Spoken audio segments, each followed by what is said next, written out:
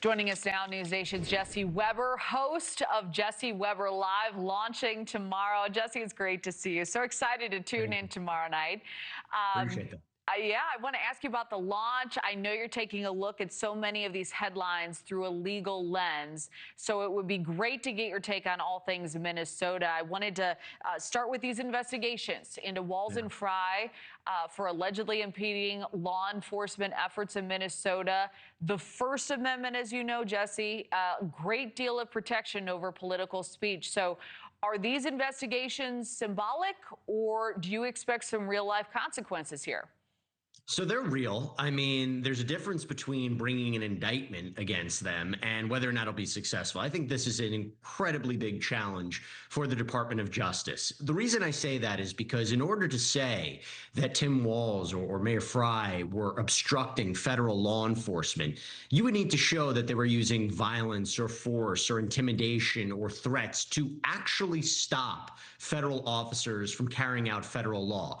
And merely encouraging people to protest and, basically vocalizing their objection to what they're seeing in ICE provides a very big First Amendment argument, a very strong First Amendment challenge. And I think even if you couple this outside of what we're seeing to basically put a hamper on what politicians can say about certain policies and encouraging people to speak out, I think that this would have ripple effects. So look, we live in a day and age where there are investigations, there are indictments, but I don't think that this will actually go anywhere legally speaking. But clearly, it seems to be a pressure tactic to tell local law enforcement and to tell the governor and the mayor, you better step up. You better do what you need to do to stop these riots and to stop any violence from occurring. Otherwise, we'll be forced to send in federal troops. Yeah, sending a major signal there.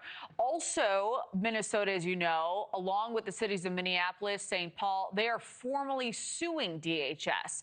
And the lawsuit says this operation is essentially because it amounts to unconstitutional, unlawful federal presence, this entire mission. So how do you see this playing out?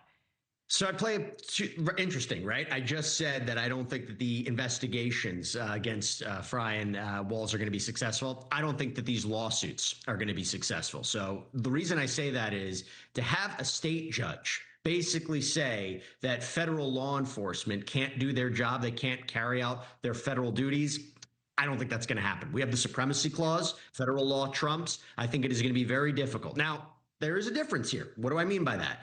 We also saw in Virginia, right, the new governor come in and said revoke an order that was put in place that had required local law enforcement to cooperate and assist ICE and maybe even have situations where local law enforcement would act as ICE agents, rescinded that. So there's a difference between saying we are not going to actually help you, we're not going to cooperate in ICE versus obstructing. As long as there's no obstruction here, right, this is a situation where the state can't tell ICE what to do. Now, it doesn't give ICE full carte blanche to do whatever they want to do. They still have to follow federal law. But the idea that these lawsuits are going to restrict, state lawsuits are going to restrict what federal law enforcement can do, I don't see that being successful. All right. I'm being told we're out of time, but I have to ask you, I know, because it's an exciting week ahead. Who's on deck? Who are the big names coming in? So we got Chris Hansen, we got Billy Bush, we got Alan Jackson, Nick Reiner's former attorney, also Karen Reed's former attorney. But it's going to be a mix of everything: politics, entertainment, law, crime. We're going to hit it all at 11 o'clock tomorrow Eastern. Hope everybody can check it out. Jesse Weber Live. Oh, my goodness. We can't wait. His talent's on full display. Jesse Weber, thank you so much for being here. It's great to see you, my friend. I know you're busy.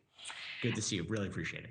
Well, it's great to have you. As always, Jesse Weber's new show, it's a big part of our exciting new primetime lineup. Jesse Weber Live will focus on the top stories through a legal lens. It airs weekdays, 11 p.m. Eastern Time. Thank you for watching. Subscribe below and download our NewsNation app right now on your phone, and you will get fact-based, unbiased news for all Americans.